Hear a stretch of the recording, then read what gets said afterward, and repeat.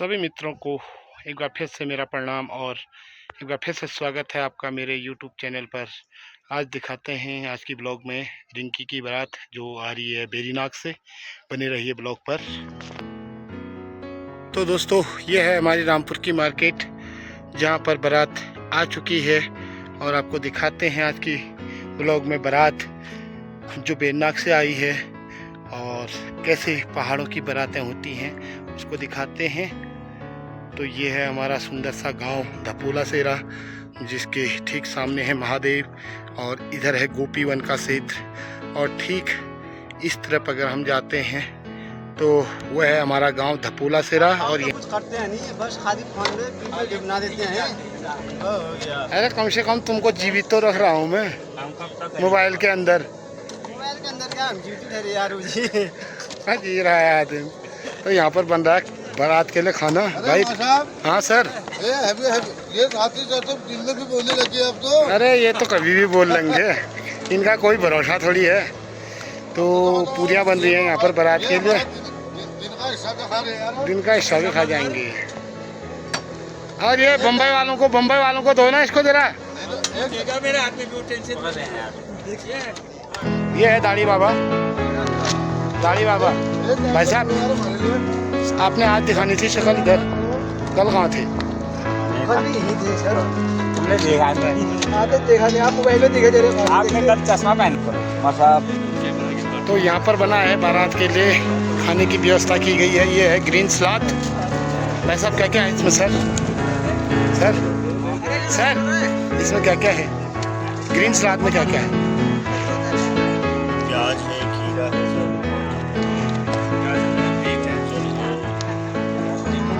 Sir और क्या क्या है बताओ फिर। वो भूल जा रहे हो, वो थाली सफाई करने में लगे नहीं, हमको पता नहीं है ना इसमें क्या क्या है। कांदा है, बीट है, गाजर है। अच्छा, ये ऊपर रखो कलश को, सर में रखो एक बार सब जने सर में रखो। हाँ, तो ये बारात के स्वागत के लिए तुम भी रखना, तुम भी रख। तो ये है कलश वाले और ये हैं आज के हमारे 3 पंडित, श्री मोहन सिंह धपोला जी, दीवान सिंह धपोला जी, भगवान सिंह धपोला जी। आपको कितने में ठेका दिया था आज? छोटा ठेका था। छोटे का मतलब था, मतलब 3,000 का लगा लो। अच्छा 3,000 का। दादू खाना कैसा बनाया था इन्होंने? अच्छा बनाया था, 3,000 प्लस एक बोतल देनी है इनको। तो ये बना है यहाँ पर जयमाला। और आप मिले नहीं, आप भी तलाश किया। अच्छा, आपसे मंगाना था, दे दो पैसा। तो ये मंडप बनाया है यहाँ पर जयमाला के लिए। पंडित जी हमारे कमेडी ज्योतिर्ली के, और ये दूल्हा वर्ग जहाँ पर होना है। ये बना है यहाँ पर सैल जो पंचमुखी देव के नाम से इसमें दिया जाता है। और इसमें जुओं क्यों लगाए जाते हैं गुरुजी? ये शुद्ध चीज हुई। अच्छा, शुद्ध हुआ, विष्णु भगवान के नाम का हुआ है। अच्छा, विष्णु भगवान के नाम से ये सैल बनने वाला ठहरा। अच्छा तो विष्णु भगवान को जौ चढ़ने वाले हैं। अच्छा। मजा आ रहा है? बारात का इंतजार कर रहे हो? जोर से बोलो फिर। ये सब बैठे हुए हैं यहाँ पर बारात का इंतजार कर रहे हैं। खाना खाया, रोटी खाई? कुछ भी नहीं खाया, कुछ नहीं मिला। मैं लाता खाऊंगा, आप यहाँ पर बैठे हो। अभी देता हूँ शासन को। तुम्हारा रिश्ता शादी भी यार, वहाँ जब तक चाहती थी तब तक खाऊ नहीं है। आप शादी बढ़ गया, आपको खाऊ है।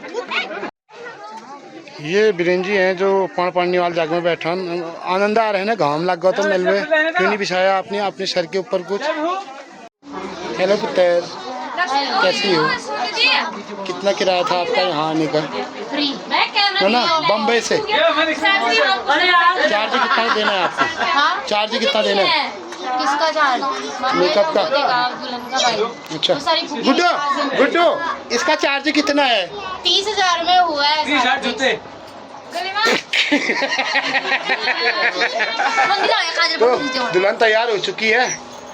अब बताओ कैसा चिता रहे हो? सही बताना अभी। कुछ नहीं बोल दी तो कैसा चिता रही है? अच्छा चिता रही हूँ मैं। अच्छा चिता रही है भाभी जी। एक दुल्हन ये है, इसके लिए भी एक फल चाहिए हम। उनको क्यों नहीं पसंद था? वो तो मामी है ना उसकी। ये है दुल्हन हमारी। इसके लिए कोई अगर लड़का है तो जरूर देखें, मेरे को बताएं, दिखाना एक बार चेहरा तो दिखा तब तो। हाँ, स्माइल करके, स्माइल करके। So beautiful. और एक दुल्हन यहाँ पर भी है, ये है प्रवक्ता, और एक ये है, एक ये है लेक्चरर साहब। कैसा चाहिए बताओ? बिल्कुल आप जैसा। मेरा जैसा नहीं मिल सकता है। हाँ? ठीक है, मेरा जैसा होगा तो आप ढूंढना पड़ेगा फिर। कविता कैसी हो? बढ़िया। आप अरे ठीक हो रही है तैयारियाँ? ठीक है, बढ़िया करके तैयारी करो इनकी, ठीक है। ये बताओ, ये तैयार किसने किया सेटअप? आप तीनों ने किया? हम दोनों ने किया, ये खा जा रहा है। अच्छा, खा लिया। इसके बाल कैसे दिख रहे हैं? बड़े मजेदार दिख रहे हैं ना। इसको कल सबक मिला है। गांधी गुरु, ये सर आपने ये कितने रुपए खर्च किए इसमें? सर मैंने करीब 150 रुपया खर्च किया इसमें। अच्छा, आपने प्राकृतिक चीज को ठुकरा दिया है। अब क्या? हाँ पुत्र, कब आई तू? आए तो बोल दे एक बार, अच्छी तरह बोलना। ये अच्छी तरह बोलना है। कैसी है? तो बारात पहुंच चुकी है रोड में, और यहाँ पर गंगोली हाट की छोलिया टीम का नृत्य बीच रोड में, और सभी बराती नाचते हुए।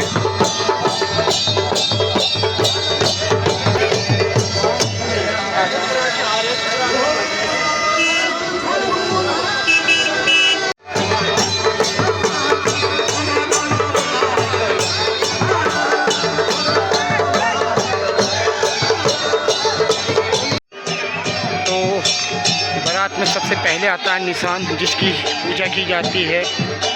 जो भी दुल्हन पक्ष की ओर से अक्षत रखने वाले होते हैं, उनके द्वारा इस निशान की पूजा की जाती है। दोस्तों, यह देवी का वाहन माना जाता है।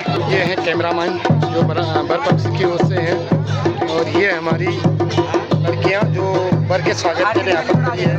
कलश एक शुभ संकेत माना जाता है किसी भी शुभ कार्य के लिए, और जिसको सर पर धारण किया है हिमालय ने।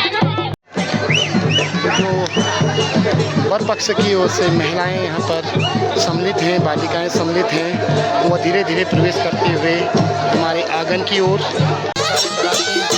जश्न के माहौल में। और पहाड़ियों का जश्न अलग होता है, इसको आप देख सकते हैं वीडियो के माध्यम से कैसे लड़के वहाँ पर झूमते हुए।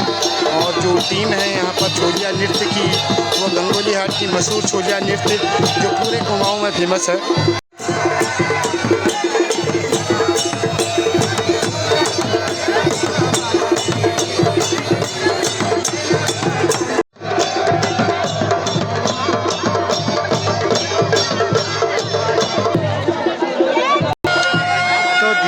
पर यहाँ पर गेट की ओर प्रवेश करते हुए और बर को लाते हुए देख सकते हैं इस तरीके से।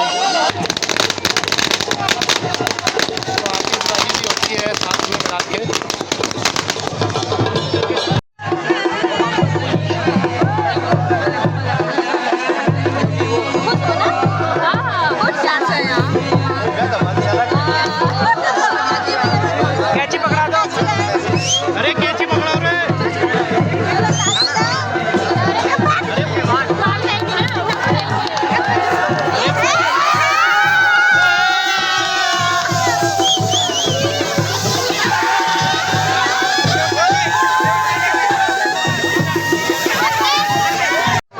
तो अभी निशान की जो है अक्षत रखा जा रहा है, उनको पूजा की जा रही है।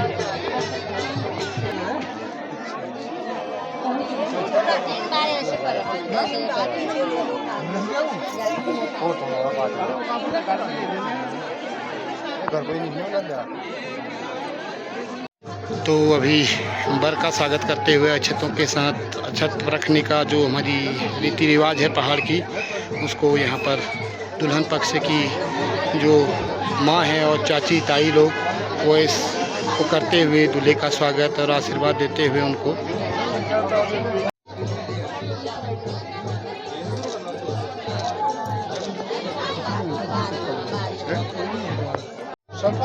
तो सबका भेंट देते हुए बर जी यहाँ पर जो भी अक्षत परखने वाले हैं उन सभी लोगों को भेंट दी जाती है और वर की तरफ से सभी को भेंट दी गई।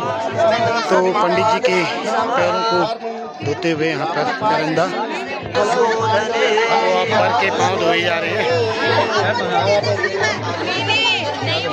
तो आप चौके पे बैठा दिया गया है दोनों को। तो ये हैं आचार्य हमारे यहाँ के और वहाँ के आचार्य वो हैं, और बाकी यहाँ पर वर्ग में खड़े हुए हैं अब इनकी पूजा करते हुए, और साथ में उनका स्वागत जो भी उनको भेंट देनी होती है और बारात का स्वागत किया जाता है, दूल्हे का स्वागत किया जाता है इसमें।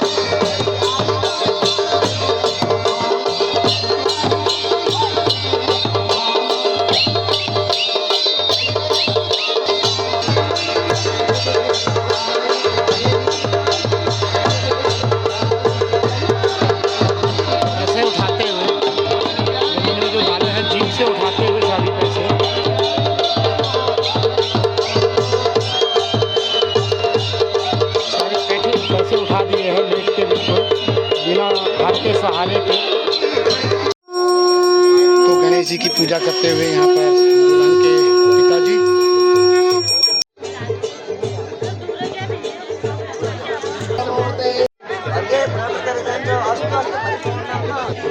तो पंडित जी को माला पहनाते हुए दुल्हन के पिता।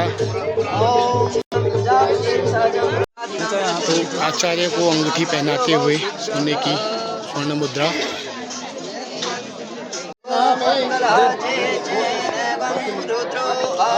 तो वर को अर्घ देते हुए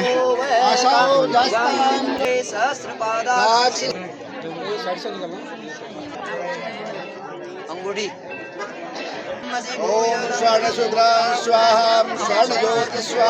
अंगूठी पहनाते हुए वर जी को दुल्हन के पिता अंगूठी भेंट उनको देते हुए। तो ये खुली जगह पर चला हुआ है बारात का खाना, और जिसको जहाँ मिल रहा है जगह वहीं पर खाना खा ले रहे हैं। ये चलो चलो चलो चलो चलो।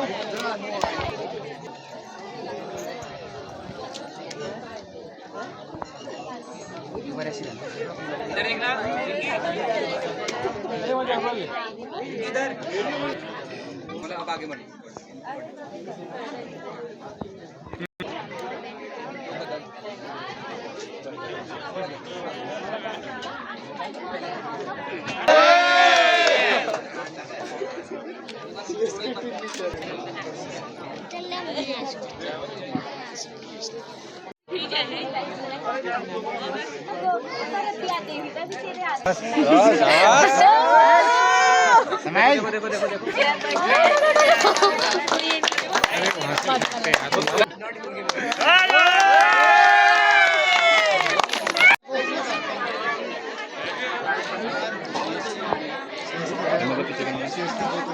ठीक है आगे। तो आशीर्वाद देने के लिए दुल्हन के माता पिता वर वधू को आशीर्वाद देते हुए क्या चाहोगे? ये आए ताऊ ताई।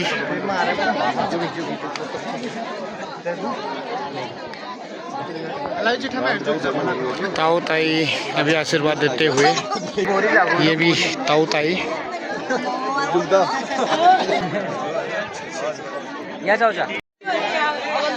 तो अब आ रहे हैं भैया भाभी, और दोनों बम्बई से पहुंचे हैं। ये बहू है हमारी जो पहली बार गांव आई है शादी के बाद।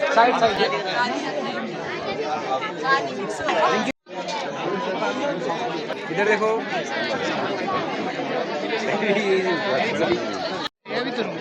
चलो इधर देखो, इधर रिंकी इधर। अब कन्यादान के लिए जाती हुई दुल्हन और माँ आंचल डाल के ले जाती हुई।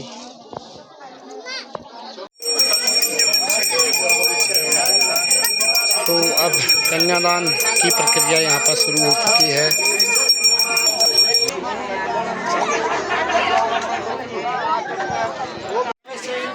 ये बैठे हैं बम्बई से आए ऊपर। देखो अभी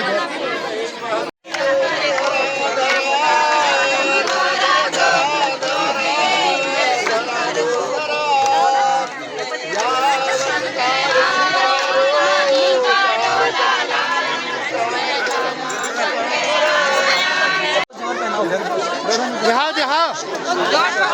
पुष्पा देवी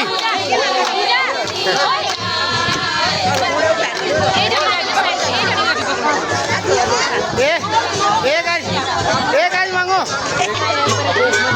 एक और मांगो। तो पूजा अगला दिन।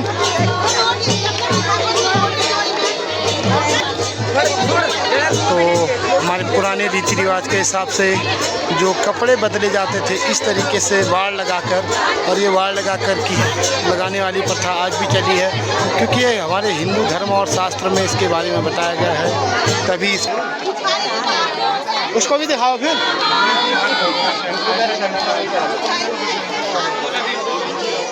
इसका भी मंगा देता हूँ, लाओ।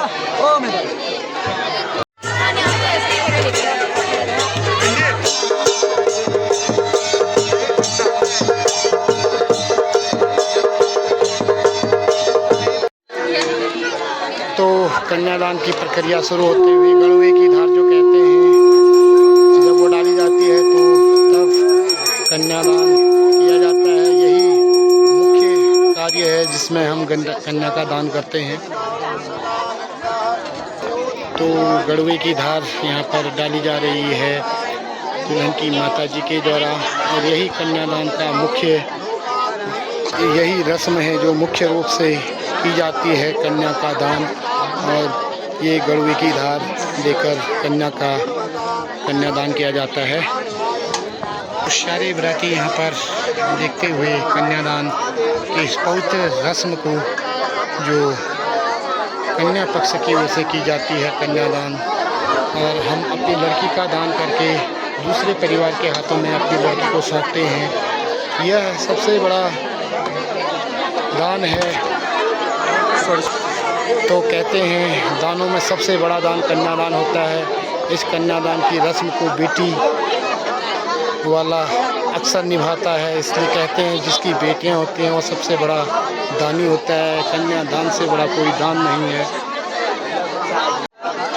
रस्मों में सबसे कठिन रस्म ये है, और काफ़ी समय लगता है इसमें, और बड़े आराम से ये गड़वे की धार दी जाती है। इसका सबसे कठिन रस्म यही है। तो अब अंगूठा बर को सौंपा जा रहा है, ये देखिए। तो अब हम लड़की बर को दे रहे हैं। अब सारी जिम्मेदारी इस बर की है। इसके जो भी 7 फेरे के 7 रस्म के 7 वचन, 7 जन्मों के 7 वचन निभाने होंगे इनको, और अंगूठा इनको दे दिया है हमने अपने कलेजे के।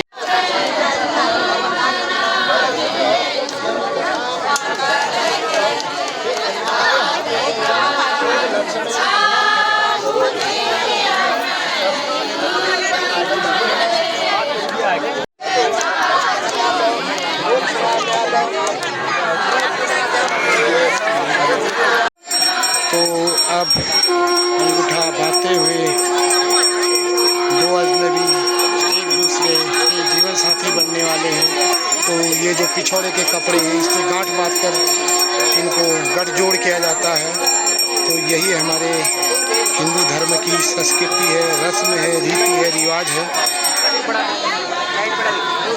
मंगलसूत्र पहनाते हुए यहाँ पर दुल्हन को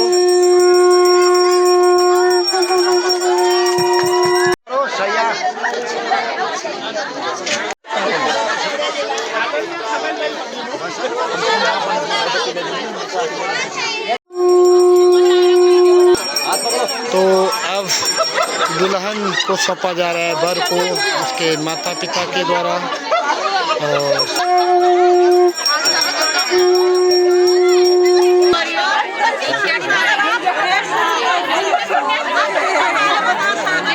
तो सैयादान यहाँ पर करते हुए और तिलक और चंदन करते हुए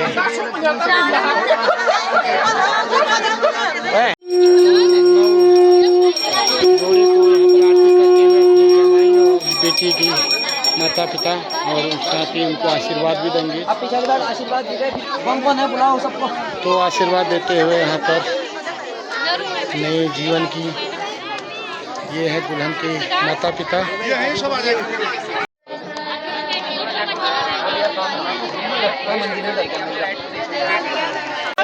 कह रही है कि हमारे जो धर्म है, हमारे धर्म में क्या है, हब्बी भी है, कब्बी भी है।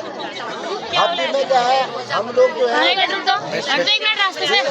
देव ऋण और पितृ ऋण, ये तीन ऋणों से हम हमेशा कर्जदार रहते हैं, है ना। तो इस कर्ज के लिए अब कन्या आपसे कह रही है कि यदि तुम हब्बी करोगे, यज्ञ करोगे, यज्ञ के दौरान मुझे अपने साथ स्वाहा के उच्चारण में अगर मेरे साथ अपनी सहभागी बनाने को तैयार हो और मैं तुम्हारे वाम अंग में आना चाहूँगी, अन्यथा नहीं। और दूसरा इसके साथ करिए इसी में, और जब भी अपने घर में अपने पितरों का श्राद्ध कर्म करोगे उस याद नहीं करोगे, तभी मैं तुम्हारे वहाँ मंगवाना चाहूँगी। और उस श्राद्ध करने में मैं तुम्हारे साथ रसोई का भंडार पकड़ के तुम्हारे साथ खड़े रहूँगी। स्वीकार है या नहीं है? तुम श्राद्ध करोगे या तर्पण करोगे, पितृ तर्पण, देव तर्पण जो भी, तो मैं तुम्हारी पूरी सहयोग कि यदि तुम मेरी तथा परिवार की रक्षा करो तथा घर के पालतू पशुओं का पालन करो तो मैं तुम्हारे वहाँ मंग में आऊँगी, अन्यथा नहीं। ये करे कि तुम जो भी अपने हिंसा किसी को नहीं पहुँचाओ, मारोगे किसी को नहीं, चोरी की हिंसा नहीं करके लाओगे, अपने अच्छे से कमा के लाओगे, धर्म कर्म से कमा के लाओगे, पूरे परिवार के भरण पोषण तुम करते हो, तभी मैं तुम्हारे साथ आना चाहती हूँ। कह रही है अन्यथा आज यही मेरे को बताओगे कि आपने कितना कमाया और कितना दिया, उस आय का ब्यौरा भी मुझे देना होगा, तभी मैं आपके वहाँ मंदिर में आना चाहूँगी। तो ये भी आपके स्वीकार है, स्वीकार है। मैं बागों में, कुओं में, तालाबों में पूजा करेंगे तो मैं तुम्हारे वहाँ मंग में आना चाहूँगी।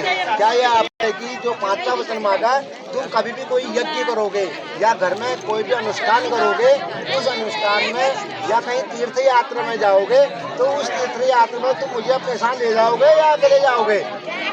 अगर मुझे अपने साथ ले जाओगे तभी मैं तुम्हारे साथ आना चाहूँगा। या यदि तुम अपने नगर में या विदेश में या कहीं भी जाकर व्यापार या नौकरी करोगे और घर परिवार का पालन पोषण करोगे तो मैं तुम्हारे वहाँ मंग में आना चाहूँगी, अन्यथा नहीं। यानी तुम विदेश में जाओ या अपने देश में ही रह के धनोपार्जन करो, लेकिन तुम मुझे अपने साथ अब ये अंतिम वचन बढ़ाते हुए कभी भी पराई स्त्री पर नजर नहीं रखोगे। मेरे होते हुए कभी भी पराई स्त्री पर नजर नहीं रखोगे। अगर ऐसा तो करते हो तो मैं तुम्हारी वहाँ मंदिर में आना नहीं चाहूँगी, अन्यथा नहीं। कसम पड़ेगी, यही है भैया, स्वीकार है, स्वीकार है, स्वीकार है। अब दूसरी पत्नी को माँ समान, बहन समान समझना है। अपनी पत्नियाँ ही अपनी पत्नी है और बाकी पत्नियाँ हैं वो सब माँ और बहन के। जैसे जो भी वचन हो मैंने स्वीकार कर लिया है। एक वचन मेरा भी पहला जो है, मेरे घर में बूढ़े माता पिता है, बूढ़े मतलब बूढ़े माता पिता हैं और मेरे साथ छोटे बड़े भाई बहन भी हैं। क्या उनको तुम अपने माता पिता और भाई बहन के समान उनको समझोगे? समझोगे? तभी मैं तुम्हें पत्नी स्वीकार करता हूँ, कह रहा है।